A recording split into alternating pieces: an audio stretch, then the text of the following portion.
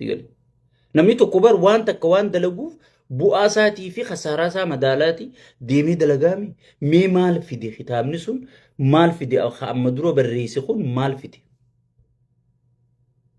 wanni inni fide anaa si himaa jechuudha abbaa gadaa rashanuu fide intalti oromoo gudeedamuu fide daangaan oromiyaa sarbamuu fide hayyoonni oromoo huun hidhatti huun biyyaa baqachuu huun kara qabrii guuramuu fide hacaaluu ka ajjeese idaamuun abdu jabbaar ka ajjeese idaamuun battee urgeessaa akkasitti harka duubatti hidhee ajjeese idaamuun narraa lakkaawigaa sigale mahammad mucaa harargee rabbi rahmataa godhuu fi waraabeysa nyaachisan ka ajjeese idaamuun harargeen lubbuuf gabbaatee kitaaba idaamuu madammar gubdee beek yeroo duraatiif wanni harargeen gubdee khasaaraa beekatu amaanee itti laallee teenyeeti jinni keessa garree jinni Abdulqaadir Jeylaan keessaa yaafna jennee gubnee jechuudha. Joolle maa gubdan jennee nuti iyyine dura hararga gubatee bareedamu. Abiyyis bar galmuma calee calanqoo dhaqeeti ati nugusa ta'uu barbaadda ati hattuudha dhiiga qeerooti abbaa qeeroo qabii fi dijanii ni bara ichuma likkiitti ichumatti bara abiyyi duraan namni nugusa jeeni harka deemu kotee bara. Haya lakkaawi gaawwama idaamuun nuufite koriidarii je'eeti dhufee mana hiyyeessarra diigee bara. Pirezidaantiitu caffee gubbaa taa'ee beenyaan isinii kafallu hin jiru dubbannaan mataa keessa adda rukutamtan jee ummata ifiin hin bulchajuutti dhaadatee bar kun hundi bar bu'aa idaamuuti. Daangaa Oromiyaa bar Soomaleen aanaalee 14 boonteen labsattee bar kun bu'aa idaamuuti bar. Dheengadda imbaasiin Keeniyaadhaa. Akka oduu gammachiisatti osoon ummanni Oromoo daangaa kiyyanarraan sarbisiisin rabbii jiina dhageeffadhu rabbii ja'anarraa dhaaphaa juuti akka waan gartee waan gaarii dalaganii imbaasiin Naayiroobii Itoophiyaa jirtu akka waan Soomalee waan gaarii dalaydetti sigale bu'aa ida'amuu jedhanii bar Soomaloota gabaasanii Soomaloonni nurraa fudhachuu dinnaan ummanni Oromoo hunditti iyyinaan ibsasan imbaasiin Keeniyaa kaafte humbu'aa idaamuuti bar sigale daldallee harargeen qabdu hundi zeero deebee harargeen dur kennachuun beeytu kadhachuu mudatte humbu'aa idaamuuti bar sigale kanaafi kitaaba barreessa taare dardarri dubra bareedduu fuudhuu dhiisiiti Foto dubratu like godhu sodaate bar qaala'insa jireenyaa keessa kun bu'aa idaamuuti bar namni dur Oromoo wanni beekamtuun 4 fi 5 hunda fuuti sigale maaliif qabeenya kanarrattis qabeenyi wal horee sigale taan magaalaa keessa dukkaana keessa taan ooyiruu keessa taan loon keessa taan gaala keessa taan re'ee keessa sigale akkasiin beekamtii bar Oromoon duratti bar amma takka fuudhuu dhiisii namni suuraa dhalaatu laayikii godhuu sodaateen siin jedhe Itoophiyaa keessatti. Kun hundi bu'aa idaamuuti bar. Yoom kana qofa gibiraan uummata gidirsuun gibira haganan jedhamneen uummata gidirsuun bu'aa idaamuuti bar. Buusii milishaa buusii dhaabaa dur nuti kan beeynu sigalee dur nuti kan beeynu dhaabni tokko miseensumaatu dhaabaa waa buusa kan nuti beeku. Amma uummata guutuu buusii dhaabaa jedhanii nyaata milishaa jedhanii uffata milishaa jedhanii mana kaabinee isin bulchitu ta'aanarratti aanarraa araddarra garramanni kanaa mana jaaraa jedhanii sigale uummata rakkisuu kun hundi bu'aa idaamuuti bar. Memma kanaa gaa kan uummanni irraa eeggatu idaamurra. Kan ummanni irraa fayyadame kana osoo ummanni gartee beelaan dhumu jiru osoo booranni dhumu jiru osoo karrayyuun dhumu jirtu qamadii biyya alatti ergine jedhanii gartee qamadii gargaarsaa addunyaan ummataa kennite Awurooppaa kana qabanii qamadiin Ameerikaa eessaa as dhufte jedhanii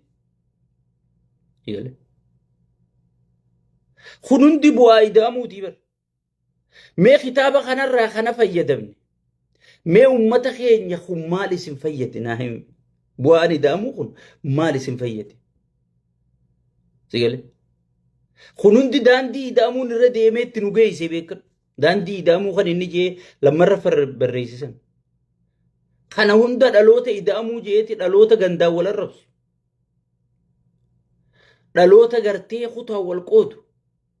Waan abbootiin keenya itti laffaanii dhufan san dhaloota yoo gartee ganda isaanii maqaa dha'uu baatte laayik sheersiin goone uumee bar. Oromoo dur gartee yoo Harargee namni dhaawame Walloo namni hokkolu. Yoo Wallaggaa namni buqqa'e Arsii namni imimmaan duguuggatu. Sani bar waliif akkana doonne waliin akkan dhaabbanne waliif akkan dhaabbanne godhee bar. Kun hundi bu'aa ida'amuutii bar. Mee Itoophiyauma birootuu dhiisi Oromuma keessattuu hagam takka wal qoonne hagam takka walirra bobbaane hagam takka namni ati qabsaawa jettee goota kiyya jettu hundi gabbahee akka Oromoon diigamturra dalagu jira. Warri dheengadda tokkummaa jee lallabee sirbuu ture. Warri tokkummaa jee dhaaba siyaasaa keessa deemee barsiisaa ture. Warri tokkummaa jee gartee dabballee siyaasaa ta'e barsiisaa ture. Arra adda qoodamaa jee barsiisaan jiru.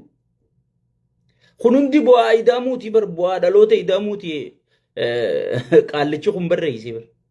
Sheeyxaantichi kun. Sheeyxaanni diiguu malee sii galee takkaa gartee ijaareen beekuu jechuudha. Ayi. Sheekotirra ijaareen sheekotii manzaraatanii nan juusan. Hangi tokko ol keessaa ol utaaltee tujjaaromte warri tujjaarome sun dantaa kursii isaatii fi kanaa jecha Allahu Akbar jechaa oolu. Warri kun ammoo jala taa'ee tasbii itti lakkaa'u jira jechuudha. Amma isin amantii muslimaa ol fuudhee maarree ol fuudhee mootummaan akka muslima kabaju hin jiru. Muslima masgiida meeqa gubsiise? Muslima amma bakka meeqa qoodchise? Ahmaddiin Jabal kan jaamu kan akkam gartee nama saba kanaaf jecha rakkatee amantii tanaaf jecha hidhaa seenee akkasin rakkate san dheengadda gaafa filannoo hulaa majlisa ol seenuun dhoorkine. Kun hundi bu'aa ida'amuutii bar. Ortodoksii ummata tokkotti beeku. Ortodoksii jechuun Amaara ammaan isinii diiga jee qeensii gurguddoo dur kabajaa wajji teessu. Abuna Saayiroos, Abuna Saaxiyoos, Abuna Gabreel, Abuna Usxaaxiyoos je'ee nama kana akkatti adda facaasee amma nama jarri gaa duraanii sirna mootummaa beekaa irra gogee hambifate malee.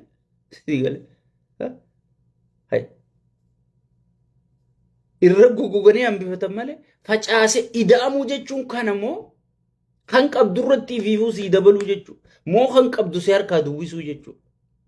Kana wanni inni barreessee jechuudha. Garuu hamaayyii kadheen gaddaa kanarratti bakka nama siyaasaan fakkaatu. Amma bar sheekotiin tun isiin quraanarraa dubbiftee katti guutuuf rabbisii galee. Siyaasaan garuu akkasii miti. Siyaasaan waan keessa jirturra dhaabbatteeti waaxiin xaltaa jechuudha.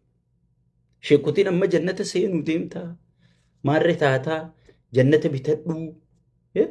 Sigale siin jettiimi. Isiin ati cal jettee maallaa kafaltaa garuu katti guutuuf rabbi. Allahu alam katabbiidhadhaa dangali. Ni seentaa hin seentu san isaa miti katti gaafatamu rabbi. Inni quraanarraa dubbisu jira.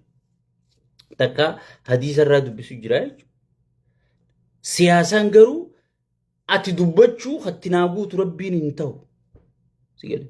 Siyaasaan arra diinagdeen tiyya maal keessa jirti? Arra humniti waraana kiyyaa maal keessa jira?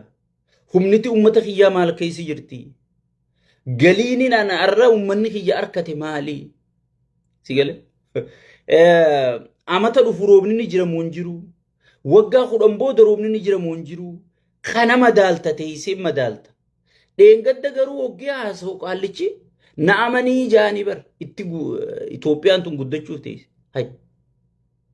Memma Itoophiyaa laallee garuu tana namichi kun yoo taa'ee naaman ije qaallichi kun paastarii moo muummicha ministeeraati konfiissi godhaa jechuudha. Yaaddoo biitti tun keessa jirtu. Wal qoodinsa biitti tun keessa jirtu.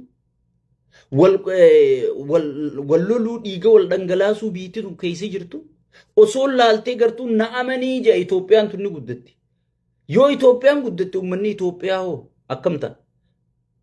Silaa bar uummanni Itoophiyaa kun ni guddata, nageenyi ni bu'a, gartee tokkummaan ni dhufti, nun hubatin malee nu hubachuu ta'ani silaa namni akkatti haasa'a bar.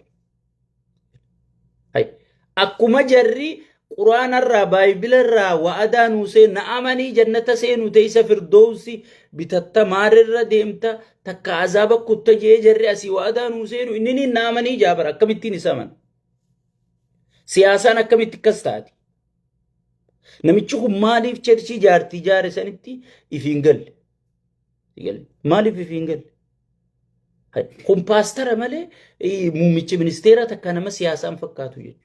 Yoo nama siyaasaa taate mee ergaan anaangoo qabadhe tana biitti tun guddachaa deemti moo ekonomiin biyyaa guddachaa deemti moo doolaarri sharafni gabbu'aa jira moo ol ka'aa jira moo si galee?